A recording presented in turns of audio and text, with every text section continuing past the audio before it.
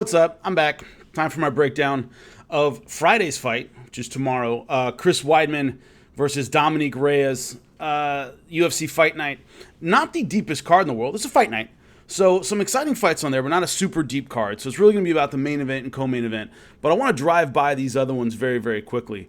The women's flyweight fight, Macy Barber, Jillian Robertson. I think that's going to be a great fight. I have to go with Macy Barber in that one. I think her nickname is quite apt.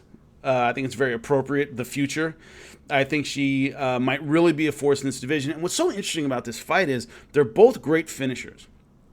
And at 115, the lighter you get, generally, the fewer finishes you see, especially in women's MMA. And they're both great finishers. So I think that's going to be a really exciting fight. I would go with Macy Barber. She's just looked great so far in her UFC career. Probably by finish. That's generally how she gets it done. We'll see how. Maybe KO, TKO, probably. But Macy Barber is one of those, I think, next generation women's MMA fighters. I think she's really outstanding. So I'd go with Macy Barber in that one. Joe Lauzon versus Jonathan Pierce. I talked to Joe Lauzon yesterday. I was filling in for Luke Thomas on the Luke Thomas show, and my guest was Joe Lauzon. And love the guy. I don't know anyone in MMA who doesn't love him. Fans, fighters, trainers, everybody loves Joe Lauzon. This is a guy who lets it all hang out his entire career. Incredibly aggressive, fight of the night bonuses every single night. The problem is he's just at the end of his run. Now, nothing would make me happier than Joe Lauzon winning in Boston in front of the hometown crowd, taking off his gloves, saying it was a great career, thank you so much. I've been in MMA too long to believe that's going to happen. People just don't voluntarily retire in MMA. It doesn't happen. You usually go after the beatings. You usually go after the massacres. You go after the coaches give you the talk. And he told me yesterday, he said the coaches gave him the talk last time and said, it might be time for you to hang him up. That was a brutal fight for those of you that saw it. It was pretty bad. And his coaches said, it might be time for you to hang him up. And he said, all right, if you're going to continue, you have to do these things. He didn't say what they were, but he said there was a list of things I had to do, and I did all of them. I'm ready to come back. I want to believe that. And he's taking on a guy in Pierce who's making his UFC debut. Came up from the the Contender Series. So it's the kind of fight, if he's going to continue in MMA, he has to win. You got to beat these guys in Boston. It doesn't get any more, all right, here you go. Here's a win you can retire on. But we've seen, especially in the last few weeks, it seems, that script doesn't always go the right way. It just doesn't. Tai Tuivasa at home getting demolished. Kron Gracie, I think, kind of set up, in a sense, for that next level kind of fight. Big name, but a guy who's been through a lot. Could be the guy you can really make your name off of, and didn't work out for Kron Gracie. I don't think this works out for Joe Lauzon. Not that I don't like Joe Lauzon. I don't think he's a great fighter. I think he is. He's just been through too many wars. And I would love to see him win and ride off into the sunset. That'd be fantastic. But that would be my heart talking. I just hope he has enough for a good fight left in him, and I hope he gets that ending. I really do. But I've seen it so few times. I've seen a lot of retirements, and they're almost always off losses. If you win, you think you can keep going. It takes that massacre loss to a name that nobody's heard of to convince a lot of fighters it's over. So Joe Lauzon, my heart's with him 100%, but my head's got to go with Jonathan Pierce. Greg Hardy versus Ben Sosoli. This is exactly the kind of fight Greg Hardy should win. He's an athletic, big, strong heavyweight with good speed. And he's taking on a guy making, once again, his UFC debut, coming up from the Contender Series, and that was an eye poke, I think. He didn't even get like a flashy knockout in that one. Greg Hardy's going to usually feast on these kind of fighters, and they're going to give him these kind of fighters. Period. Those are the kind of fighters he's going to get for the foreseeable future. I don't see him getting a decent contender or even a fringe contender or a former contender for quite a while. I think they're paying him a lot of money. They don't want to see him lose, keep the train going. And the way he can do that is he's in the only division where a guy getting a late start who's just athletic can have a decent run in the heavyweight division. Late bloomer, but UFC in the heavyweight division is full of those. It's full of fighters who just walk forward and hit. The fact that he's a little bit faster, a little bit more athletic, a little bit quicker in certain positions, and will be enough for him to have a decent run if he's brought up the right way. And a good comparison is Tai Tuivasa. Tai Tuivasa looked good until he hit what? Until he hit contenders. Until he hit veterans. Until he hit guys who had been through a lot. I thought his fight against Andrei Arlovski, Tai Tuivasa was close. A lot of people thought he lost that one. But obviously Blagojev came short. Dos Santos came up short. That's what happens to heavyweights. It's a matter of when they give you that ceiling. An athletic heavyweight who's got a little bit more in terms of the physical gifts will do well until they hit a veteran who's like, yeah, I've seen this before. I've seen more than you. They're going to keep Greg Hardy, I think, away from that guy for quite a while. But in this case, I think he gets another knockout. Now, co-main and main are where the meat is on the bone for this card. Yair Rodriguez versus Jeremy Stephens.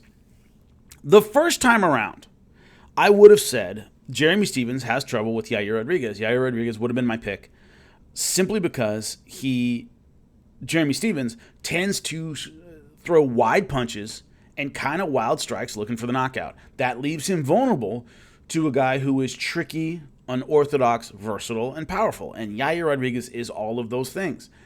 He just has a funky style, very hard to read. He attacks from these really strange angles. He's a good counterpuncher, good counterfighter. He's good at getting his opponent's timing and figuring them out. All those things mean stylistically, Jeremy Stephens would have trouble with Yair Rodriguez. Then, add to it the emotions of this rematch. I want to talk about that briefly. There was an interview, and if I can find it, I'll link it here, with Jeremy Stephens, and he talks about killing Yair Rodriguez. If I don't kill him, it doesn't count. And a journalist, somebody asked him a question, says, hey, so this is personal to you? And he goes, yeah, of course it's personal to me. This isn't a sport. This is a fight. And, how would you feel? This guy's kind of trying to take money away from my kids. How would you feel if somebody came into your house and smacked your kid or, took food away from your child? You kill him. And, yeah, but I wouldn't weigh in, would I? Well, why don't you attack him at the weigh-ins? Why are you waiting till there's gloves on? Kill him in the hotel, right? Oh, you're waiting till you get paid. That makes it a sport, Jeremy. That makes it a sport. Sorry. But that whole, it's a fight, it's the same as on the street. No, then you jump him in the hotel. And you wouldn't wait for all these formalities. You wouldn't wait for the bell to ring, would you? You jump him right there. You jump him backstage. There's no analogy that makes any sense when it comes to how would you feel if somebody came in your house and smacked your kid? I'd get a gun and I'd kill you. That's a home invasion. I'd kill you. You aren't doing that to Yair Rodriguez. You're getting gloves on. You're waiting till the bell rings, and then you're fighting. And then when the bell goes off to end the round, you're stopping. I wouldn't do any of those things to someone who assaulted one of my children. So his analogy is everybody was kind of like, all right. So it's a little overblown. And also, Patrick Day died. That's a boxer this week. I don't know if you guys follow it. He died after a fight, was in a coma for a few days, and died. So I think it's in poor taste to talk about, I'm going to kill this guy in a sport where you could. You could kill somebody. If a guy's knocked out, you get that clean walk-away knockout, and you don't walk away, and I stomp you in the throat, I can kill you. So the idea that I could kill this guy in a sport where you could kill them, or where you did have a boxer, of course, not a mixed martial artist, but a boxer died this week, I thought it was in poor taste. How does it affect the fight tactically speaking? I don't think it affects it very much, in that Jeremy Stephens is an emotional fighter. He generally fights emotionally. He generally goes after guys. He generally throws big punches looking for the knockout. So does that change anything? Probably not. What you look for are changes. When Fedor's mad, there's a problem. The guy doesn't fight mad. When Wanderlei Silva is super calm, there's a problem. Dude's usually like a caged animal. So you look for changes that show a difference in a fighter or a fight. And in this, it might be more intense. Jeremy Stephens might go after him even harder in the first round. He might really try to knock him out, but I think he was going to do that anyway. So I don't think it tactically changes things that much, except he might expend more energy in the first round looking for something that he might have set up a little bit were he not upset at Yair Rodriguez.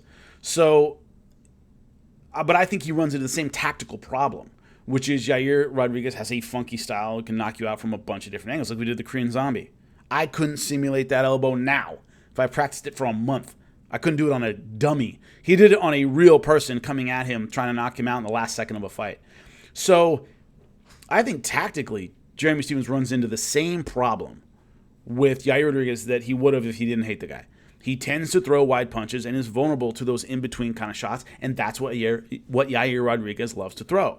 So I think I'm still going with Yair Rodriguez for that reason. I think just tactically, there are a lot of opportunities that Jeremy Stephens creates with his emotions and with his style.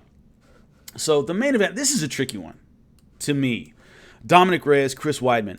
And I'll tell you why. Number one, I like Dominic Reyes a lot as a fighter.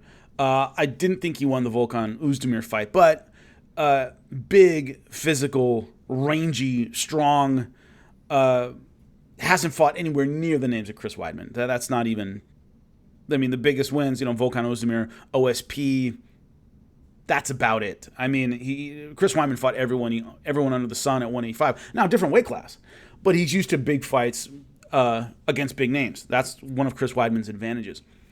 The reason this is hard to break down for me, personally, is Chris Weidman tends to, when he loses, if you look at his losses, give fights away. He tends to, rarely is it he's getting beat solidly and that's the way it goes. It's almost like there's these turnarounds in his fights, even close fights. First one, of course, Luke Rockhold, first loss of his career, an even fight, and then he goes for this wheel kick that didn't make any sense at all.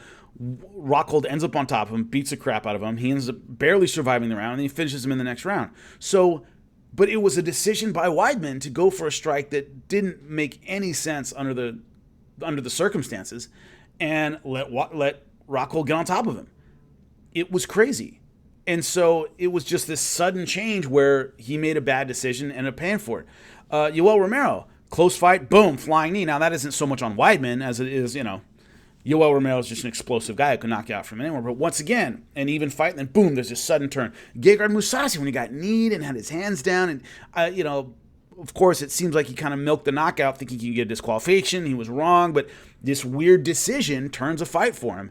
And then last time against Jacare, in a fight that I thought he was winning, all he had to do was not get knocked out for the next half of the round, and he chose to stay in the pocket and throw punches, and Jacare caught him. So it's hard because when Weidman's on, when you look at his physical skills and everything he can do, and he was, of course, one of the greatest at 185 in his prime, but two things that changed things for me is, number one, he was forced up to 205. He was pushed out, meaning there's a difference between, man, I'm kicking ass in my weight class, but this cut's kind of tough. I think I'm going to move up. Physically, I just feel better. And I'm 1-4 in my last 5 fights. I can't do much at 185. I'm not going to get a title shot again anytime soon. It's time to move up. So it's a negative pull rather than a positive push. Rather than, I've cleared out this division. I've done everything I'm going to do. I'm going to move up for a bigger challenge. No, he's moving up because he just hadn't had success recently at 185. I don't like that. The impetus is not positive. It's negative. Secondly, what I just said, he tends to make choices in fights that I don't understand, that seem to give fights away. And is it a mental thing? I don't know, because he's won tough fights before. Like Chael Sonnen always made the bad decisions in big fights. He just always found a way to give away big fights. Do I think it's that kind of thing with Chris Weidman? I don't know. Because once again, like Yoel Romero, a flying knee that just caught him, wasn't necessarily his fault. Jacare, he could have angled a bit more. But he was boxing in a fight that he was doing well boxing, but when he got hurt, there was no sense of adjustment. If you remember that fight, Jacare hit him with some shots and kind of backed him up, and there was no, reset and angle. Okay, time to move, time to get on my bike. I'm winning here. Remember, he had won the first 2 rounds. Let's just, angle, move, get it back. It was no. When he got hurt, it was he wanted to answer back, and he stayed right in Jacare's range. So there are some bad choices. Do I think it's a mental thing? I wouldn't go that far yet. If he somehow gives this fight away, definitely.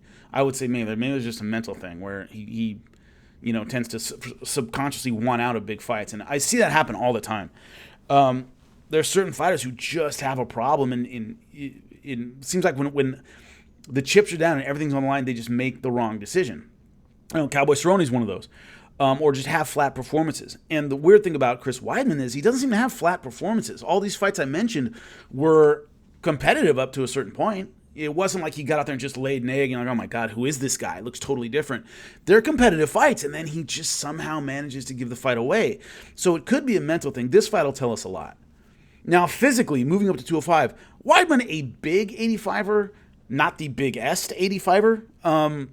So I don't think it's going to be a matter of, boy, he's going to be so much better at 205 because, wow, he was really killing himself the weight cut. Yeah, tough weight cut, but all those guys are big. Jacare's big. Gegard Mousasi's big. Luke Rockhold's big. So I don't think he necessarily was the biggest of that class. Yoel Romero would probably be the biggest of the class. If you look at him and go, Jesus, can't believe you make 185. Paulo Costa, those guys are like light heavyweight size. Weidman's on that line. He's a big 85er, but he's not the biggest. And so I think a lot of his physical advantages might go away, but he never won on his physical advantages. He won on his versatility. He won on his ability to take you down and keep you guessing and great ground and pound and solid strikes, just all around a solid guy. If he does that, he can back up Reyes and win. I really think he can. But it's that tendency to make a poor decision at the worst time that I think might catch up to him here, because he's facing a talented guy who, if he beats Chris Weidman, could be part of that next generation of contenders at 205. It's a division where John Jones keeps lining him up and knocking him down. What's that mean? Keep feeding him. Get that conveyor belt going. Give me the next challenger. And Reyes knows if I win this fight, I'm the next guy. So with all those things put together, I'm going with Reyes. Weidman could certainly win, and I would like to see him do well at 205. But right now I'm leaning toward Reyes just because of that tendency of Chris Weidman to make a poor decision. And at 205, when they're even bigger, they're even stronger, they hit even harder, and you're fighting a rangier guy, he can't afford to make that decision. Cost him at 185, I think it cost him at 205. So anyway, those are my picks. That's what I think. Enjoy, and I'll do a breakdown afterward.